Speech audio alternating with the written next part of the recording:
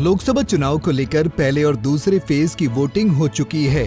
साथ ही केरल की वायनाड सीट पर भी चुनाव खत्म हो गया है, जिसके बाद अमेठी और रायबरेली की सीटों पर सबकी नजर है। इस बीच अमेठी और रायबरेली की सीटों को लेकर अटकलों का बाजार भी गर्म है। अमेठी और रायबरेली की सीटों को लेकर कांग्रेस की तरफ से राहुल और प्रियंका गांधी का नाम आगे आया था। इस बीच सूत्रों के हवाले से ये भी खबर आ रही है कि प्रियंका गांधी रायबरेली सीट से चुनाव नहीं लड़ेंगी, तो वहीं दूसरी तरफ अमेठी सीट पर राहुल गांधी के लड़ने की अटकलें तेज हैं।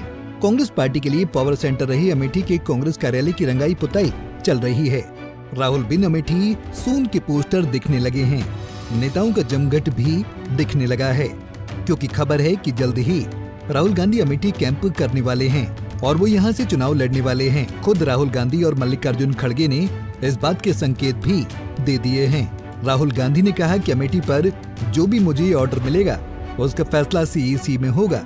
वहीं कांग्रेस महासचिव केसी वेणुगोपाल ने भी कहा है कि अमेठी और रायबरेली सीट को लेकर 1-2 दिन में सब साफ हो जाएगा।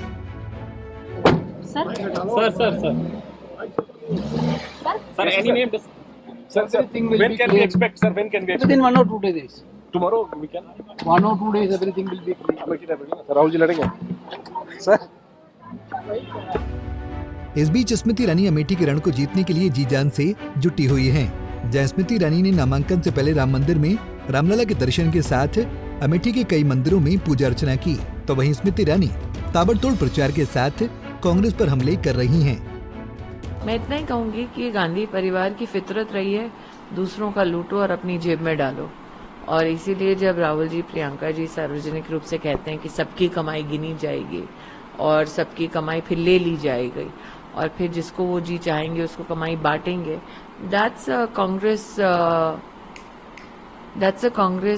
नॉर्मल बिहेवियर एज प्रधानमंत्री मोदी सेज। कांग्रेस की लूट जिंदगी के साथ भी, जिंदगी के बाद भी। तो वहीं जब गृह मंत्री अमित शाह से अमेठी और रायबरेली की सीट पर सवाल किए गए तो उन्होंने कहा गांधी परिवार में चुनाव लड़ने की हिम्मत नहीं है, इसलिए अमेठी और रायबरेली जैसी परंपरागत सीट को छोड़कर वो भाग गए हैं। देखिए, मुझे मालूम नहीं है मीडिया आज सुबह से दिखा रहा है वो सच है या नहीं, लड़ेंगे या नहीं लड़ेंगे वो भी मुझे मालूम नहीं है, मगर मेरा मानना है कि इतना कंफ्यूजन रखना ही उनको आत्मविश्वास नहीं है वो दिखाता है। उत्तर प्रदेश में जिस प्रकार की आज स्थिति बनी है वो अपनी परंपरागत सीटें छोड़कर भागे हैं। मैं नहीं मानता वो लड़ने की हिम्मत करें। आपको बता दें, अमेठी को गांधी परिवार का गढ़ माना जाता है। पिछले 42 साल में अमेठी में 11 चुनाव और 2 उपचुनाव हुए हैं। इनमें से कांग्रेस ने 11 चुनाव में जीत दर्ज की है। बीजेपी सिर्फ 2 चुनाव में अमेठी जीत सकी है। 1998 और 2019 में ही बीजेपी को अमेठी से जीत मिली थी, इसलिए कांग्रेस के मन में अमेठी की हार की टीस अब भी बरकरार है। और ये दर्द तब और बढ़ जाता है जब स्मृति ईरानी का जिक्र आता है। स्मृति ने कांग्रेस के गढ़ में कांग्रेस के भविष्य यानी राहुल गांधी को हराया था। 2014 लोकसभा चुनाव में राहुल गांधी के सामने बीजेपी ने स्मृति ईरानी को चुनाव लड़ाया था। हालांकि 2009 में राहुल की जीत का मार्जिन 3.7 लाख रहा, जो 2014 में घटकर 1.07 लाख पर आ गया।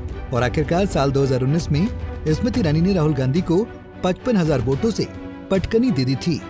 अब इस लोकसभा चुनाव में किसकी जीत की राह आसान होगी ये तय कर पाना थोड़ा मुश्किल है।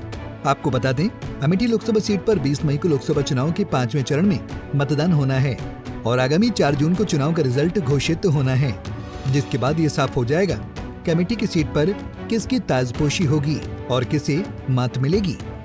Bureau report, Punjab Kesari TV. हमसे जुड़े रहने के लिए हमारे YouTube चैनल को सब्सक्राइब करें और नई वीडियो की नोटिफिकेशन के लिए बेल आइकॉन को दबाएं।